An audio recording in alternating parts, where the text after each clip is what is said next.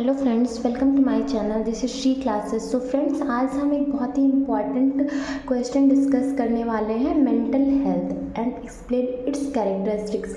So friends, ये question हमारा जो जीएनएम सेकेंड ईयर का मेन यूनिवर्सिटी एग्ज़ाम होता है उसमें ये कंपलसरी या बोल सकते हैं कि मोस्ट ऑफ द चांसेस होते हैं इस क्वेश्चन के आने के। तो आइए हम इसको आज क्लियर करते हैं। Mental health is a state of well-being in which an individual realizes his or her ability, can cope with normal stress of life, can work productively, and is able to make a contribution to the community। मतलब जो mentally healthy person होते हैं, एक mental health एक ऐसी state होती है person की जिसमें जो इंडिविजुअल होता है उसको रियलाइज़ करना होता है कि उसकी एबिलिटी क्या क्या है और वो अपने स्ट्रेस को, अपने लाइफ पैटर्न को कैसे अच्छा बना सकता है स्ट्रेस को कम करके, और अपनी जो उसका जो एक कंट्रीब्यूशन होता है वो कम्युनिटी में कैसे कर सकता है। It is a psychological and emotional wellbeing in which a person. जो मेंटल हेल्थ होता है एक साइकोलॉजिकल और एक इमोशनल वेलबींग होता है। तो आइए देखते हैं। Understand their own ability. एक जो मेंटली हेल्दी पर्सन होता है उसको उसका जो सबसे मेन होता है कि अंडरस्टैंड करना कि उसकी खुद की एबिलिटी क्या है, वो क्या क्या कर सकता है। Can handle their own stress. वो अपने स्ट्रेस को कैसे हैंडल कर सकता है। Work productively. वो अपने काम को सही ढंग से सही दिशा में कैसे कर सकता है। Contribute to society. और ये सब करके वो सोसाइटी में अपना कंट्रीब्यूशन कैसे दे सकता है।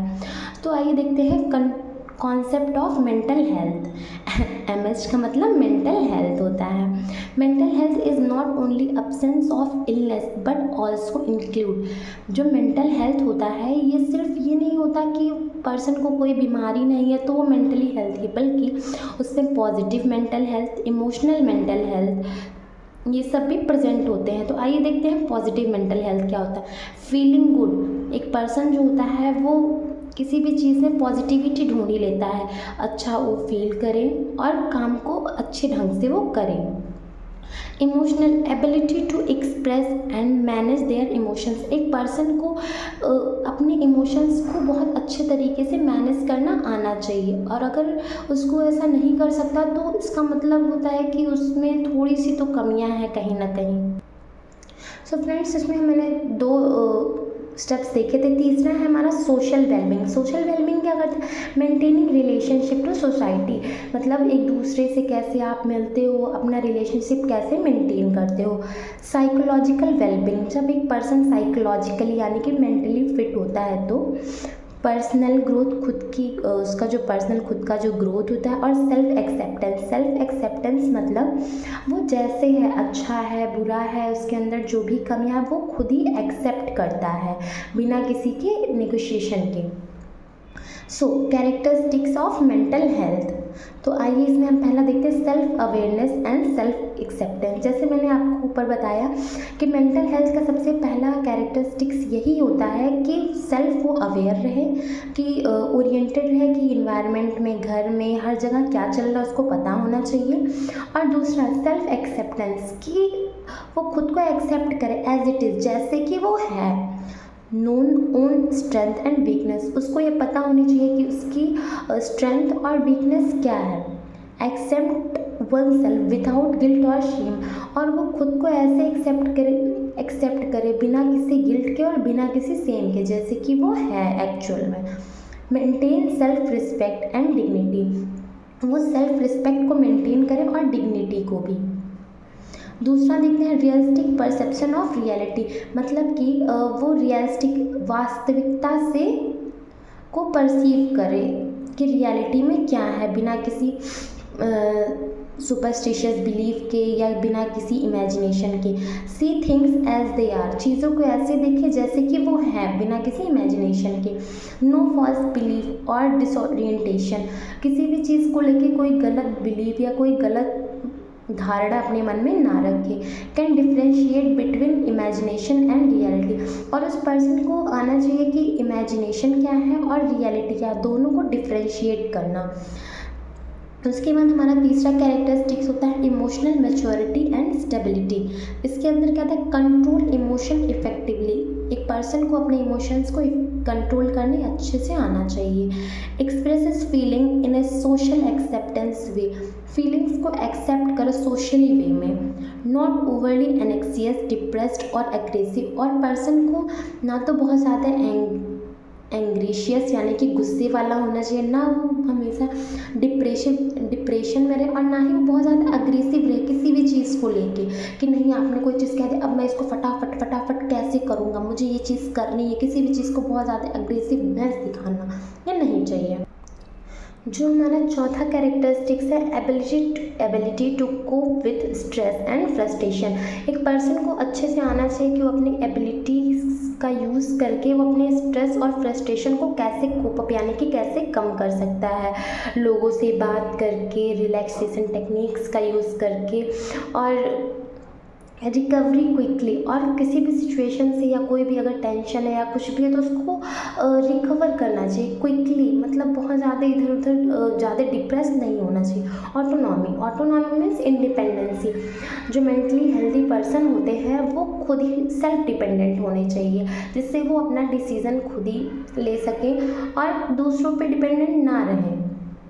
छठा हमारा पॉइंट है हेल्दी इंट्रापर्सनल रिलेशनशिप, यानी कि जो मेंटली हेल्दी पर्सन होते हैं वो एक दूसरे के साथ बहुत अच्छा और एक बहुत हेल्दी रिलेशनशिप बना के रखते हैं। लाइक उसमें बिल्ड ट्रस्ट एंड रिस्पेक्ट, एक दूसरे के लेके ट्रस्ट और रिस्पेक्ट सम्मान होना चाहिए। Maintain long term relationship, empathy and understanding, लोगों को लेके एम्पैथी होना चाहिए और अंडरस्टैंडिंग, एक अच्छी अंडरस्टैंडिंग और बॉन्डिंग रखनी चाहिए। सातवां पॉइंट है problem solving ability. Mentally healthy person में अपनी प्रॉब्लम्स को सॉल्व करने की एबिलिटी होनी चाहिए, जिससे वो चीज़ों को लॉजिकल वे में समझे। ये नहीं कि किसी ने क्या बोल दिया या कहीं से मैंने कुछ सुन लिया तो उस अकॉर्डिंग उन्हें डिसीज़न नहीं लेना चाहिए। फिर हमारा आता है आठवां गोल ओरिएंटेड एंड प्रोडक्टिविटी, यानी कि सेट गोल्स रियलिस्टिकली। एक अपना गोल रखते हैं मेंटली हेल्दी पर्सन, एक अपना क्लियर गोल बनाए और उसी को ले जाके आगे एक इफेंशिएट यानी कि वर्क करें, उसी को लेकर काम करें और एक ना एक दिन वो एक बहुत अच्छा अचीवमेंट करेंगे। सो फ्रेंड्स आगे देखते हैं फैक्टर अफेक्टिंग मेंटल हेल्थ, कि कौन कौन से ऐसे फैक्टर होते हैं जो मेंटल हेल्थ को अफेक्ट करते हैं। Biological factor, psychological factor, social factor and economical factor. अब देखते हैं बायोलॉजिकल फैक्टर कैसे। जेनेटिक ब्रेन केमिस्ट्री, बायोलॉजिकल मतलब होता है कि अगर उनके पेरेंट्स में या उन पेरेंट्स के पेरेंट्स ग्रैंड पेरेंट्स में कोई जेनेटिक प्रॉब्लम रही है, कोई मेंटल हेल्थ इश्यूज रहे हैं तो वो चांसेस हो जाते हैं कि हेरिडिटरी हो जाते हैं, यानी कि आगे की जनरेशन में होने के चांसेस ज़्यादा हो जाते हैं। या कोई भी ऐसे केमिकल का इम्बैलेंस हो जाता है या हार्मोनल इम्बैलेंस हो जाता है तो भी ये देखने को मिलता है।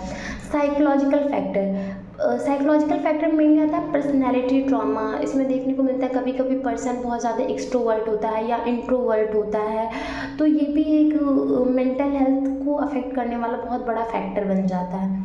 Social factor, family culture environment, like family का जो इन्वायरमेंट होता है, फैमिली का जो कल्चर होता है, बहुत सारी फैमिलीज़ में ऐसे देखा गया कि वो अपने बच्चों को बहुत ज़्यादा डोमिनेट करके रखते हैं या उनकी बातें नहीं सुनी जाती, या अगर उन्हें कभी चाइल्डहुड में या यंगर पीरियड में कभी उनको अगर कोई ऐसी प्रॉब्लम आई है तो कोई उन्हें समझता नहीं, कोई उनकी बातें सुनता नहीं है, तो धीरे धीरे करके बच्चे के दिमाग पे असर डालने शुरू कर देती है। तो पहले तो रियलाइज़ नहीं होता है, लेकिन बाद में जैसे जैसे वो बड़े होते हैं तो उनके बिहेवियर में भी चेंजेस होते रहते हैं।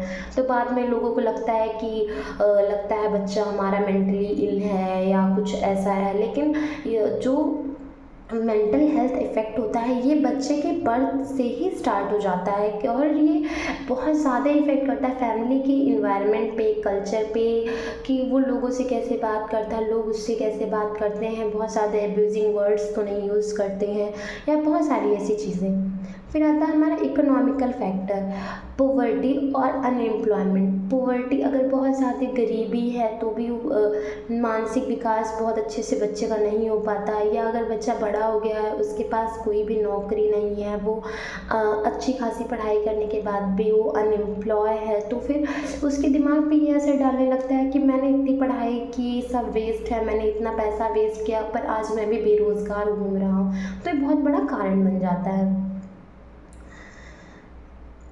Importance of mental health. Mental health के क्या क्या इम्पोर्टेंस होते हैं? Improve quality of life, life की जो क्वालिटी है उसको इम्प्रूव करना। इन्हेंस प्रोडक्टिविटी, प्रोडक्टिविटी को इन्हेंस करना। प्रमोट हेल्दी रिलेशनशिप, एक अच्छे रिलेशनशिप को प्रमोट करना, लाइक एक अच्छा बॉन्ड हो, ट्रस्ट हो, उसमें बिलीव हो, सारी चीज़ें मैटर करती हैं।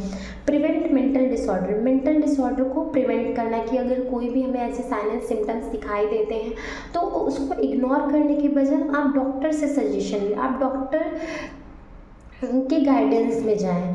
Help in coping with stress, और हेल्प करे स्ट्रेस को कम करने के लिए। सो थैंक यू फ्रेंड्स, अगर आपको ये वीडियो समझ में आई, आपको ये लेक्चर मेरा समझ में आया, तो please do like, share and subscribe, and also press the bell icon. So thank you friends.